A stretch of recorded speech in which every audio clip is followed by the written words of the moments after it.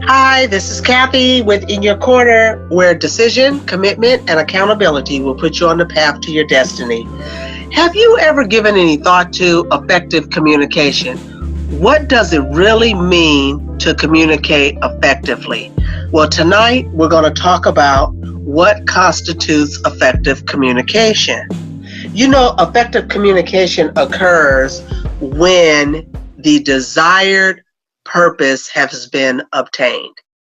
Effective communication occurs when you achieve the response you desire from the person that you're communicating with. Engaging in a conversation requires having a detailed strategy as to what it is that you're seeking to get from that conversation. You have to have a purpose as to why you're engaging in the conversation. Are you engaging in the conversation to receive information, to give information, to receive direction, to give direction, to be heard?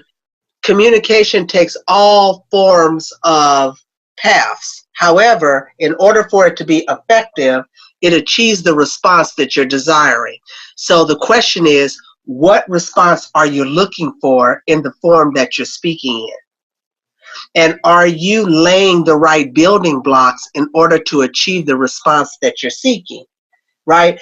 Communication tends to enlighten other people. It tends to make people feel offended. It tends to make people go into a silence mode, into a violence mode. People could have a very engaging, lively dialogue, and someone looking at it from the outside may perceive it as an argument, and it's not. It's just a very passionate discussion. So perception always is reality, especially when it comes to effective communication. First of all, it's essential to know your audience. You need to know enough about who you're speaking to and their style. Most people don't realize that there are at least 4 different communication styles. There's a direct style, a spirited style, a considerate style, and a systematic style. And the style you apply depends upon the receiver that you're giving the information to, because you want to get the desired response. So the giver is looking at, what am I giving? How am I giving it so I can achieve the desired response? When you go into a conversation, you're looking to achieve a desired outcome. Now, it is the recipient that you're giving this information to, or the holder of the desired response that you're looking for. So it's up to you as the giver to frame that communication style so that the receiver can take that information and give you the desired response that you're seeking. Another important element in communication is listening. People are not taught to listen. That's very interesting, right? And listening is an art, right? Needless to say, you always thought you heard something you didn't hear. Maybe that's what you wanted to hear, and that's not what you heard. Or you took something away from the conversation that you thought was going to lead down a particular path, but that was not said. It was inferred. It was your perception, right? So let's talk a little bit about listening techniques, right? One of the key things to achieve effective listening is to be present and to be focused. That's difficult for people because they think they know what the other person is going to say before they say it. So it's difficult to hear the other person without interrupting, which leads me to the second point about effective listening. This requires no distractions, and it requires focusing on what the person is telling you.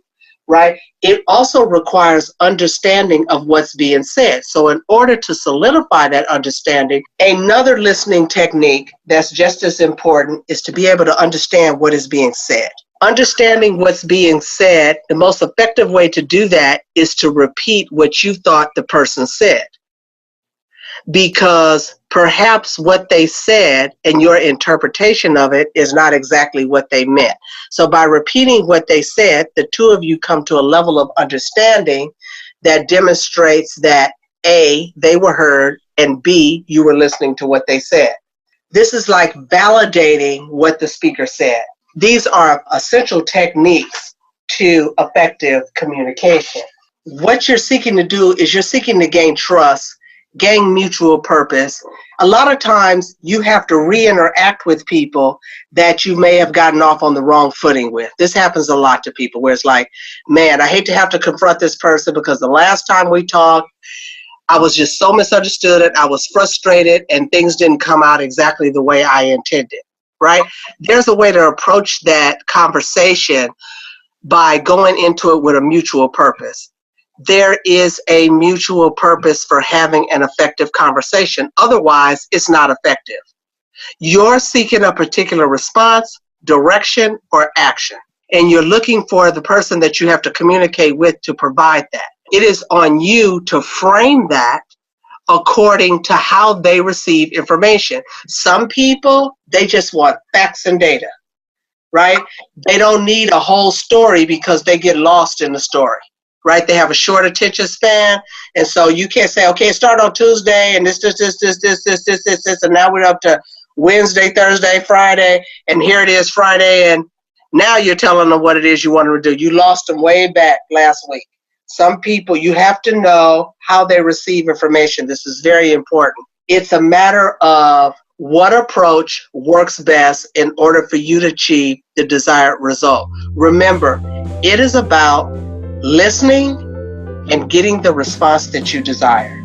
If you're struggling with effective communication or you can't seem to be making the headway that you'd like to make in your personal or professional life, perhaps you need someone in your corner. You can schedule your free consultation at www.inyourcorner.com. That's all for now. See you on Wednesdays.